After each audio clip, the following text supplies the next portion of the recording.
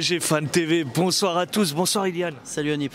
Alors on continue cette invisibilité, depuis qui date de février 2023, à 33 matchs invaincus en extérieur.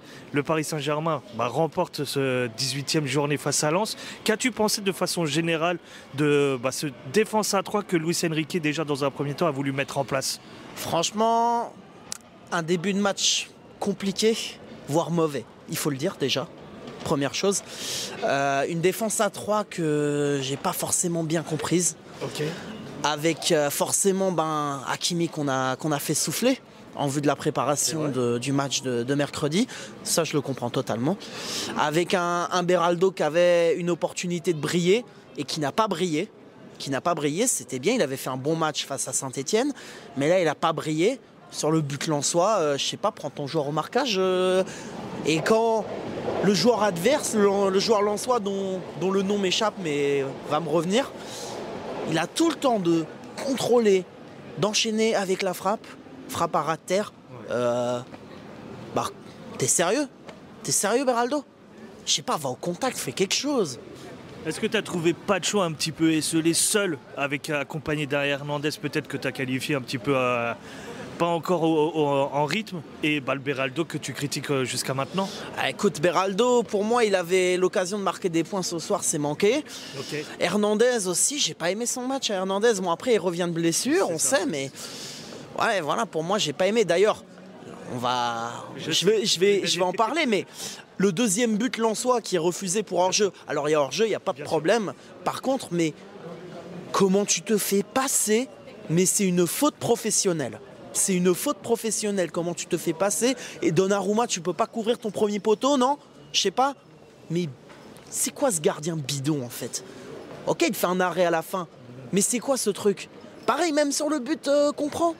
Je sais pas, la balle, elle te rebondit. Je sais pas, t'avais quoi sur les mains?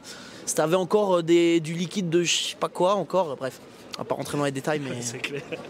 Alors, on va changer de secteur. On va aller au niveau de l'attaque.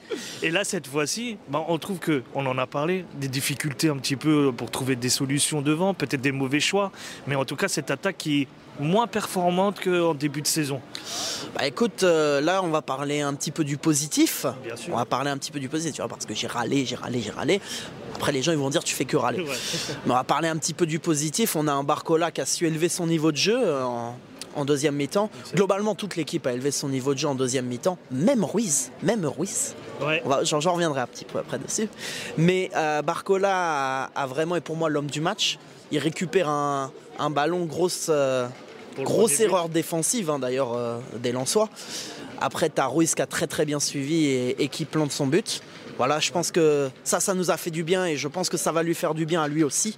Donc voilà, moi maintenant, j'attends toujours de voir le Fabien Ruiz de l'Espagne. J'attends toujours, je ne l'ai pas vu, je suis désolé. Les gens, ils disent, tu vois, t'es trop sévère.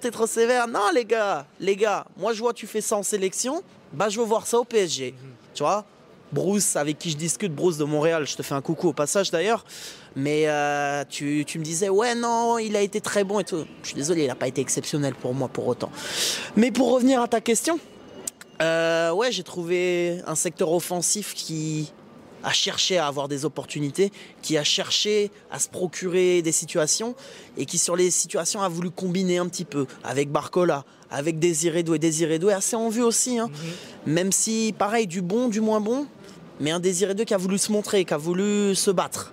Et j'aime ça. Beaucoup plus d'humilité dans le jeu de Désiré Doué. Alors, dernier point, forcément, le match à venir, le match important. Tout le monde, beaucoup estiment que le meilleur résultat espéré, ce serait le match nul. Comment toi tu le vois jusqu'à maintenant depuis la reprise de nos Parisiens?